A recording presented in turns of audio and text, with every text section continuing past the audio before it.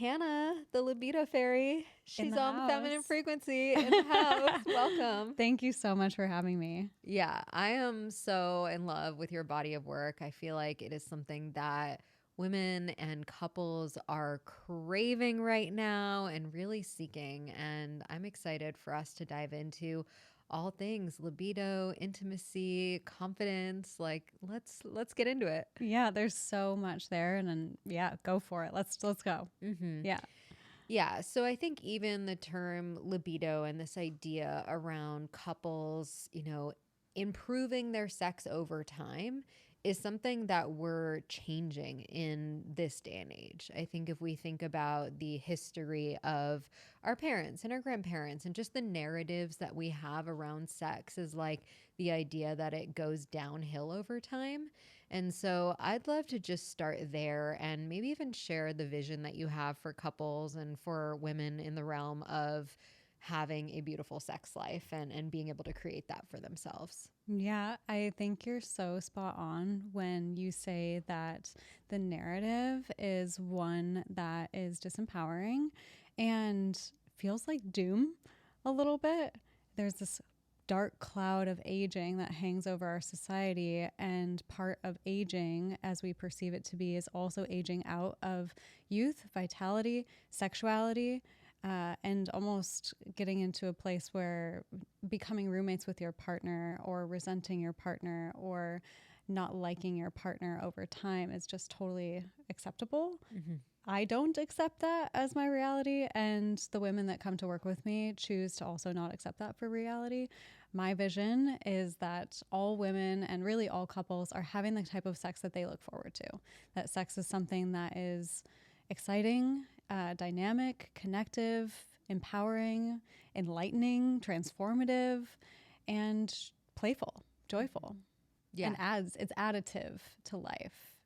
Yeah. Yeah. And I feel like the more and more we get into, let's say, the modern world with technology, with, inflation, with all these crazy things happening in the world, I think that there's so many things just even emotionally that we can feel stressed about or physically that we feel stressed about, and it can impact our sex life. And so I'd love for you to speak into what are some of the things that you see with women who say that they have low libido but they want to have more sex with their partner. Like, what are some of the things that you're seeing that is maybe standing in their way of being able to be connected to their sexual energy?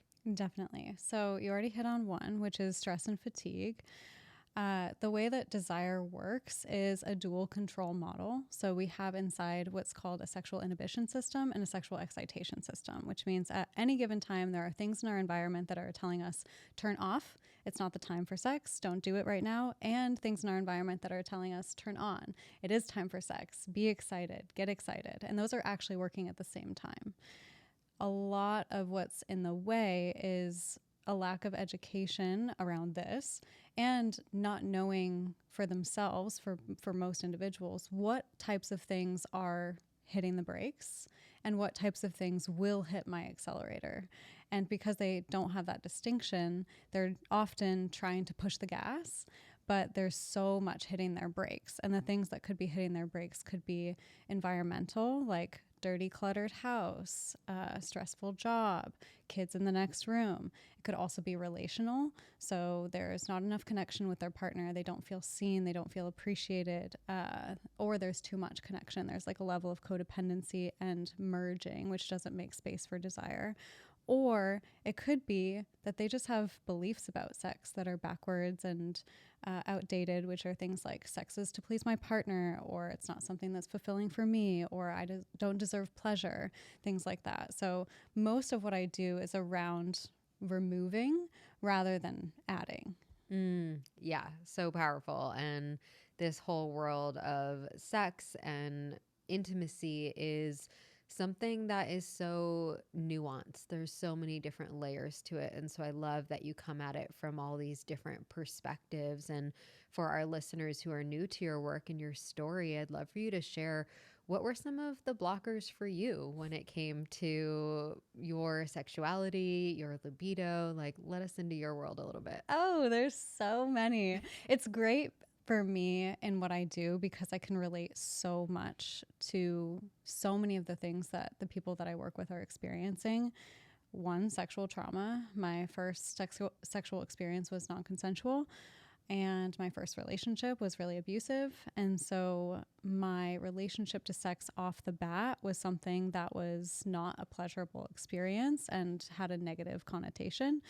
And then I learned that I could use my body for validation and approval and to get someone to like me. And being someone that had pretty low self-esteem earlier in my life, it was such a quick way for me to get some of the things that I wanted: approval, self-esteem, validation, things like that.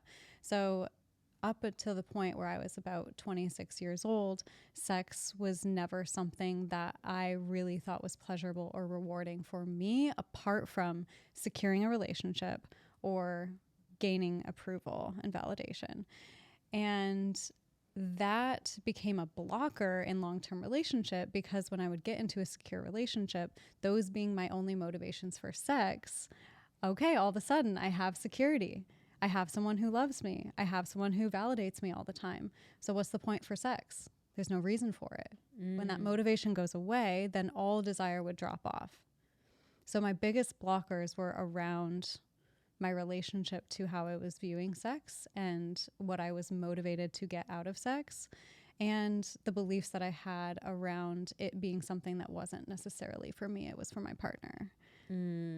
That is something that I see so often. And I think that is built in and baked into the narrative that we receive as women and as a culture around our role in a relationship, our role in a marriage. And that comes down to even, years and years and years of history, of religion. Like these are deep, deep patterns that not only are we unpacking for ourselves, but also for previous generations of women who didn't have access to this. So I think this is so important, this idea of, really removing the idea that sex is for the male gaze. Sex is for securing a relationship or for getting what you want in a relationship. And ultimately, I feel like no one wins if that's the narrative. Like, it's not enjoyable if you're not actually, as a woman, enjoying sex.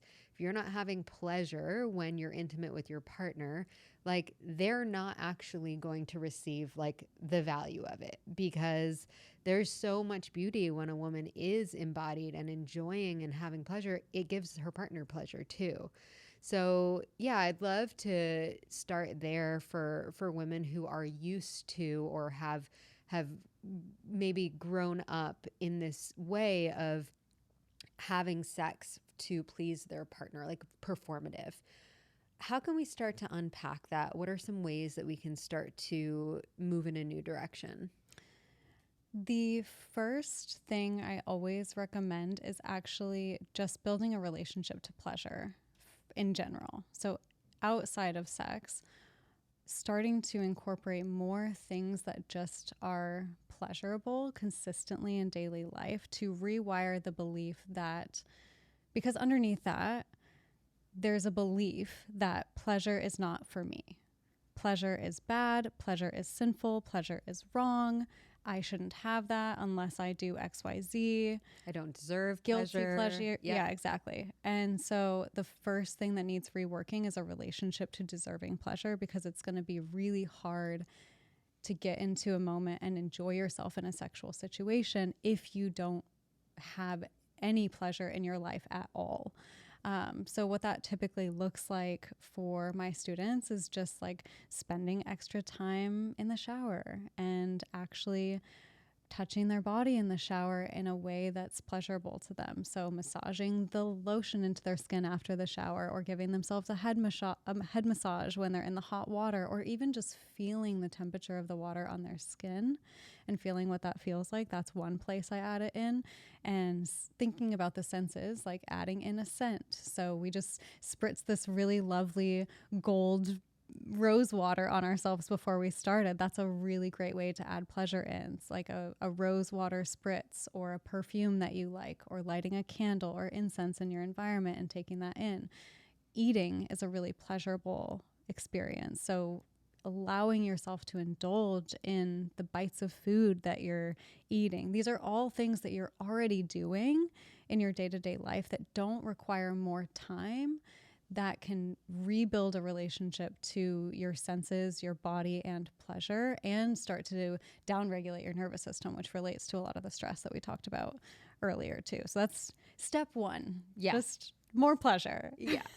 Yeah. And I think that alone for women is such a game changer. It's like the difference between moving throughout your day where you're rushing, you're in your thoughts, you're stressed out, you're anxious, and even just taking a few moments a day to slow down and be like, oh, this food, it tastes so good, or like, oh, I love how it feels to put lotion on my body. Like, that's been a practice for me that I keep coming back to, is like, I just sometimes miss these little steps that I know when I do them feel so good. Like when I actually slow down to put lotion on my body and slow down to enjoy that bite of food. And it is a practice because we're so used to rushing. We're so used to not being present. And so that's just a really great place to start, of how to start enjoying your life more and how to start feeling more pleasure. And one of the things that I was talking to a client about the other day is even can we take a moment to slow down and appreciate the pleasure of when you're in nature, like seeing a beautiful sunset and taking a deep breath and really feeling that, or feeling the wind on your skin. I talk about an experience I had when it was about 2021, and I was traveling and I was in Tulum, and I was on this like scooter moped thing, and I just like felt this like full body orgasmic feeling that had nothing to do with sex. It was like the wind blowing through my hair and the sun on my skin. And you don't have to be in like a tropical place to get to experience that feeling either. Like, it's possible in these little moments that you're talking about. All the time. Absolutely. There's this quote from, I think it's Emily Nagoski, that I just love so much, which is that urgency is the enemy of pleasure. And I think about that all the time. Like, you really cannot fully embody or enjoy a moment if you're thinking about what's coming next or rushing to the next thing. And I think that's how a lot of women experience sex and their life, which is just go, on to the next, on to the next. And so, yeah, step one is always that slow down. Can you be in the moment? Can you be present? That's the access point to figuring out what you like, enjoying yourself in sex, having more connection to your partner, feeling desire. You also can't feel desire if you're in your head rushing, pushing to the next thing. So, yeah. Yeah, so huge. And when it comes to women who maybe don't really know what they like because they've been so performative, they've been so, what pleases my partner, what makes them happy. And then they're like, wait, but I don't even know what feels good. What would you say for women who want to connect with like actually enjoying sex, maybe for the first time in their life? I'm so excited for them. Yeah, I love that question. There's two things typically that I find really, really helpful. One is building a relationship to touch on your own.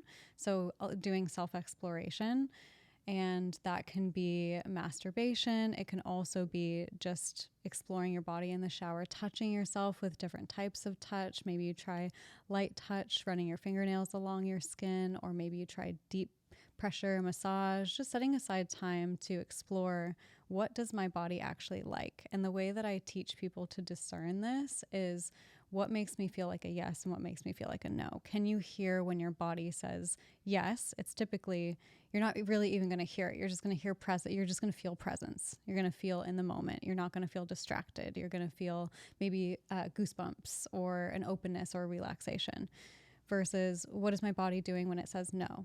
Distraction, tightness, withdraw, dissociation, shut down, anxiety, crawling on the skin. Like, those types of things typically are indicating a no. So explore your body, hear what those yes and no's are.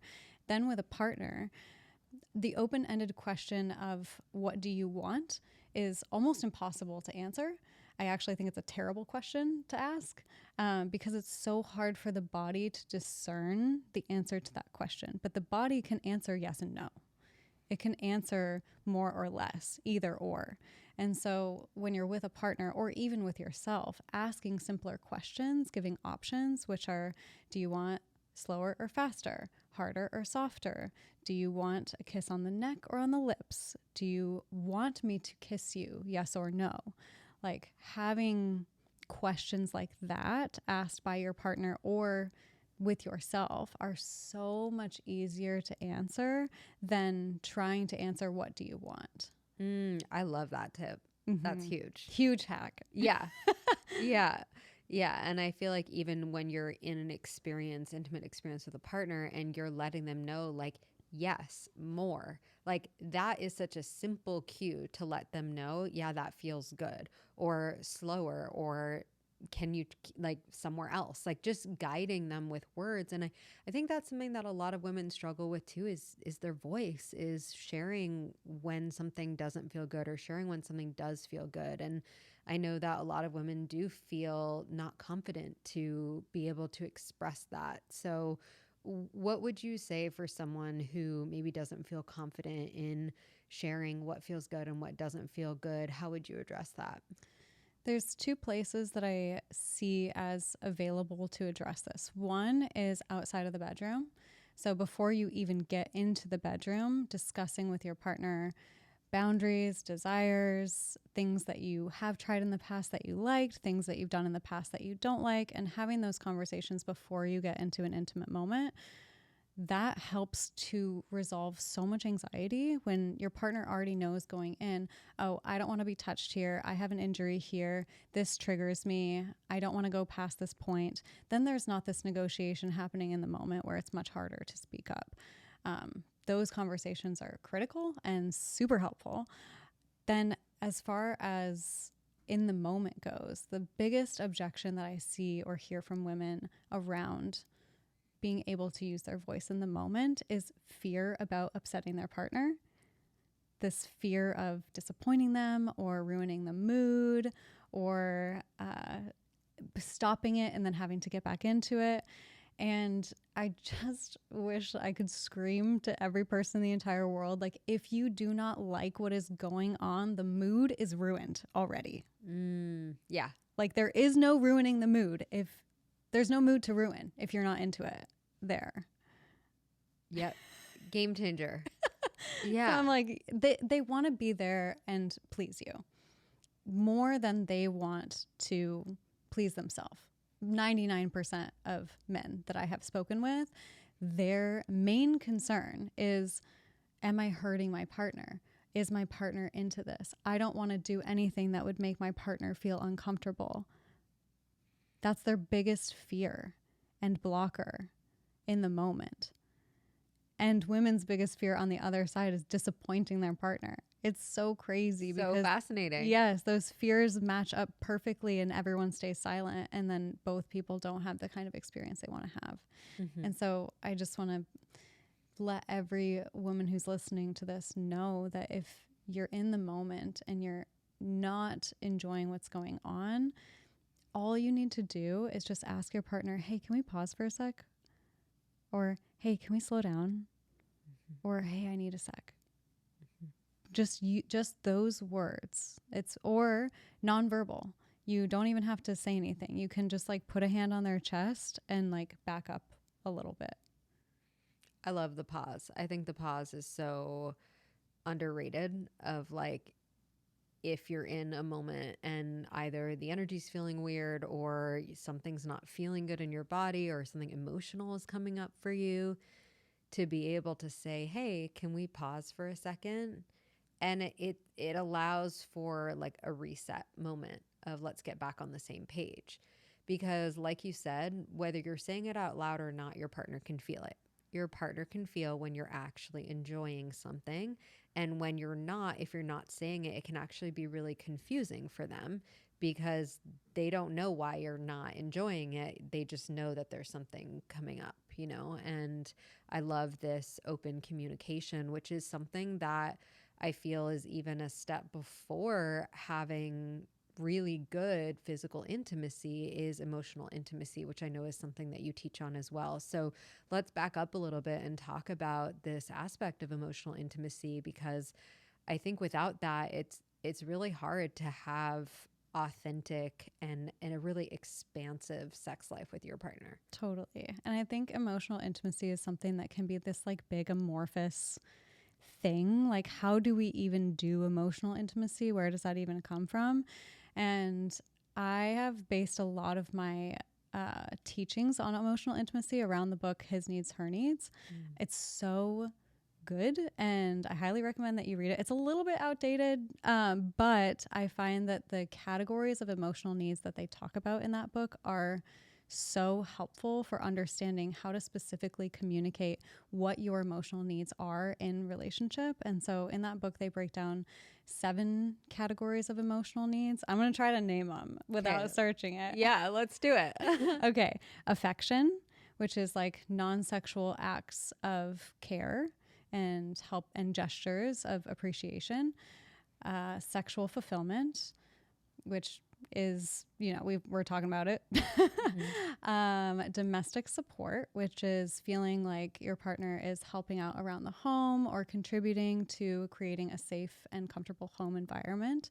Financial support, which is your partner either providing financial support for the home, paying for gifts for you, splitting the bills, taking on that burden or responsibility.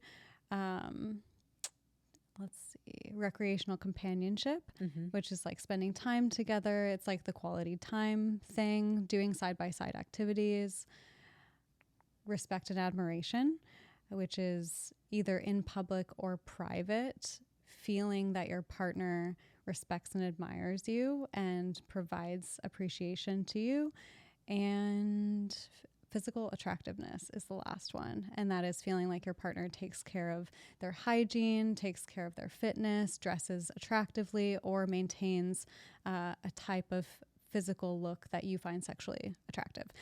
You passed the test. You I did it. nailed No it. notes or anything. I teach this a lot. And so the way that I teach it to my students, which is very similar to the way that it's talked about in the book, is that we have usually 3 to 5 that are our most important emotional needs in relationship. And when our partners do those things that fall into those categories that are our top 3 to 5 emotional needs, it like fills up our love bank account. It makes us feel like we're seen, we're appreciated, we're loved. We feel that in love feeling. And that's what I think emotional intimacy really is when our partner is doing the actions that fill up our emotional bank account so that it's overflowing. Yeah, the emotional needs broken down like that is so helpful because, like you said, this emotional intimacy can feel really vague and it can feel kind of intimidating of like, oh, so now I just have to like share all my emotions with my partner. But I love this breaking it down into needs. And I think for women, like knowing that your partner also has needs, right? So knowing what your needs are, but also knowing what your partner's needs are, and having a space where you can be in dialogue about that and have conversations with them. And I think so often it's easy when women are like, oh, I want my partner to be more masculine. I want my partner to initiate sex more. But I think it's so important for us to start to look at how can we take ownership of how are we contributing to the issue. And I wanted to bring that today because I think we have so much more influence over our relationships. And I learned this personally with many different relationship patterns of mine because I would see it repeating with different partners, right? So whether it was the anxious attachment or not actually sharing how I was feeling and wanting the person to guess how I was feeling, or wanting to try different things sexually and not feeling met sexually, like so many different things. But I had to see it with multiple partners to be like, oh, it's not them, it's actually me. And I think it's so cool when we can start to really look at ourselves and be like, okay, if I want a better sex life, I have to stop pointing the finger at my partner. I have to stop pointing my finger at they should be different. And yeah, I'd love to hear from you what you see like when women do start taking responsibility and what's possible in a relationship when a woman learns to be connected to her body and her pleasure. Yeah, I love this question. And I really believe that wherever we point the finger of blame, that's where our power goes. Mm. And so if we are pointing the blame at other people, they have the power over us. And if we point the finger of blame at ourselves, we get the power back. We have power to choose to do something different. And I, on just my opinion on my own life, is that every single time I've taken responsibility for more of my life, I become more powerful. I become greater. There's never a downside to taking on more responsibility for myself. And what's possible in that, oh my gosh, everything. Like, you can completely change your relationship. We say all the time that it only takes one person to change a dynamic. And the reason for that is because a dynamic is the sum of how both people in the partnership are showing up. And so when one person in the partnership changes, it completely changes the nature of the dynamic. What's really important to know is that it can go one of two ways. Either if you start empowering yourself, you become more confident, you start asking for what you want, you start being more vocal, you start being more in ownership of your pleasure and your power. Either your partner's going to see that and become inspired and come along with you and rise to the occasion and grow together, or the relationship was built on you being small, and those circumstances are required for the relationship to stay together. And if that's the case, then it's going to end, or it's going to be very painful until you choose to end it. Such an important disclaimer. And I think that's also subconsciously why women are, afraid to fully step into their power, not just sexually and relationally, but like in their life. It's like, oh, if I change, if I grow, then the current familiarity, the people around me, the things that feel safe for me, it's possible that those might change too. And on a subconscious level, we're really afraid of letting go of that and of being who we came here to be, because it does require a shedding, it requires a letting go. And ultimately, I feel like what I want women to know is that, like, settling is not an option. Like, it is an option, but not if you really want to live a full life and you want to have the type of relationship that you're dreaming of. And I also want to emphasize, like, it's not a fairy tale to want a partner who is emotionally intelligent and who is interested in deepening intimacy and who, you have a really amazing relationship. It's not just something that you see online. You can create that. And if I had settled in my former marriage, or if I had settled in other relationships, like, I don't think that's my nature. Like, I feel like my intuition and my soul is like, that is not our path. Like, we are not going down that road. But it is painful to be in those situations. And it takes a lot of courage to be willing to say, okay, I'm willing to grow no matter what. I'm willing to grow. And if my partner can meet me there, great. And if they're not, then there is a better match out there for me. And there's probably a better match out there for them too. And I feel like this piece around, like, emotional fulfillment and intimacy, like, that's what brings so much value to our lives. And if we're staying in relationships that are draining, or I hear this all the time, like, I'm on an emotional roller coaster, like, it's really good sometimes and then it's like really bad, and I'm just constantly in these cycles. It's like, it's time to get off that roller coaster. Like, that's not what we're here for. Yeah, definitely. Yeah. Definitely. I resonate with so much of what you're saying. And I think that growth equals grief. Like, growth will always contain an element of grief, because there will always be loss when you're growing. And it's scary and painful to choose that. And yeah, I'm excited for the women that do. For sure.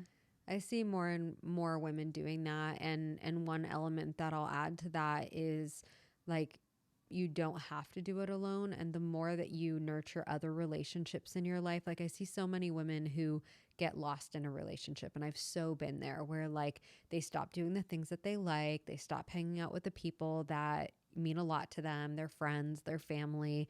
They stop being themselves, and then when a relationship ends, it's like, who am I? Right? Or it's harder to leave a relationship because you don't have support outside of a relationship, right? So I think being in communities like yours and like mine, and finding like-minded people, so that when you are making big changes, because inevitably there is going to be grief, there is going to be loss, there are going to be changes, like to know that you're not alone in that, and to be surrounded by community or by support, even just a couple of people who can be there to support you in that, is such a game changer. Absolutely. And I like to think about like, what are you afraid of feeling? Like that's really, it's not that you're afraid when people are thinking about fear of change or fear of growth or whatever it is. It's not that they're even necessarily afraid of the thing that they're going to have or the thing that they're going to lose. They're afraid of feeling whatever that feels like. Because for me personally, I stayed in relationships and sought out relationships that weren't that good for me because I was so afraid to feel loneliness, like the pain of really being alone, which is a lot of what you're pointing to, of like the benefit of having community. And I've just found so much that whatever that feeling is that you're afraid to feel, if you can go directly into that, there's so much opportunity for self-trust and confidence that can come on the other side of that if you just allow yourself to be in that feeling. Buffalo are one of the only animals that instead of running from a storm, they'll walk into it, because they know that the fastest route through a storm is through the middle of it. And I just love that visual of like knowing that whatever that emotional storm is that you're afraid of is going to happen when you grow and choose to change. The fastest route through it will always be walking directly into the middle, and the fastest route to feeling good about yourself and confident about yourself is in facing whatever that is that you're avoiding. So much gold is there. Yeah, I did a really powerful session with a client the other day, and it speaks to exactly what you're talking about. Like one of the feelings that comes up for her a lot is shame, and another one that comes up for her a lot is guilt. And when we were actually able to somatically track that in her body and really have her create space for the shame, create space for the guilt, actually feel it. And even in just literally 5 minutes, like this feeling that she's been avoiding and that she doesn't like to feel, and that's so uncomfortable, that's ultimately driving a lot of behaviors and choices that she's making in her life. Like once she was able to start feeling that, I asked her, like, what are you noticing? And she's like, oh, I actually feel hope. And it was like this total, even just a moment of breathing into it and feeling it and realizing like, oh, I didn't get sucked under by the shame or the grief. I actually had this like opening when I really allowed myself to be within. It's really beautiful. There's so many cool things that happen in those spaces, but I agree that the creating space for whatever it is that you're avoiding, and realizing like, okay, it actually isn't the end of the world if I feel lonely, like I'm going to be okay, and building that trust with yourself is so huge. Yeah, absolutely. Yeah. And I want to come back to this piece around libido in long-term relationships, because I think this is something that for couples who have been together for a long time and who want to grow and want to evolve together, maybe they've been through different seasons of their relationship. Maybe they've had kids or they've had a loss of some sort, and they're wanting to like get back to feeling connected sexually. Where would you start? What would you recommend for them? It requires intention. You know, we were talking about the emotional roller coaster, and a lot of times when women or anyone gets into a stable relationship for the first time, they're like, oh, this is kind of boring. Like this doesn't have the same passion that I'm so used to from the roller coaster. And for a lot of people, that roller coaster provides the fuel for sexuality as well, because the fear and the uncertainty and the novelty and the adrenaline that comes with that will they, won't they feeling drives a lot of libido, drives a lot of desire. And when you're in a stable relationship, especially for a long period of time where you're really safe, you have to intentionally create the roller coaster of excitement in a healthy way in the relationship to have that vitality. So things to consider if you're someone that has been in a relationship for a really long time and you want to feel that is, do you have ritual around sexuality in your relationship? Ritual can be a space where you can come together with your partner in a sacred way around sex and explore each other's bodies in a slower, more intentional, spiritual way. So what that might look like is once a week or every other week, you light a candle, you make the room really smell really good and really nice. Maybe you say a prayer with each other, or you eye gaze for a few moments, and then you breathe with each other, and then you just really slowly massage each other and connect your bodies together in a way that's more intentional. So ritual is one way to add back in connection. Sexploration is a variation on ritual that includes less. It could include the kind of sacredness that I'm describing, but it could also be much more playful. So if you're a couple that wants more playfulness, sexploration could be a good route to go, which is looking through. There's a bunch of kink checklists online, or like I have one that's called the Likes and Limits checklist, or you can just like Google something like that and find a list of all of the options of things that you could try in a sexual situation. And once a month, pick a couple from that list to explore and have your hour session be like a little experimentation place. Mm-hmm. So that's one way that you could do it.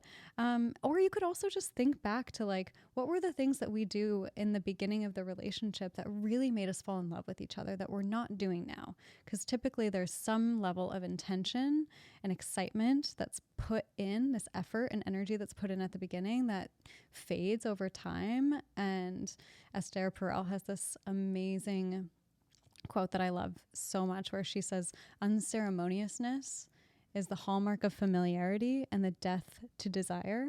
And so adding in this like ceremony, this intentionality, this energy, this care, you're going to feel more connected to your partner if you pour energy into feeling connected with your partner. And that might look different for every person, but just intentionality is huge. Yeah.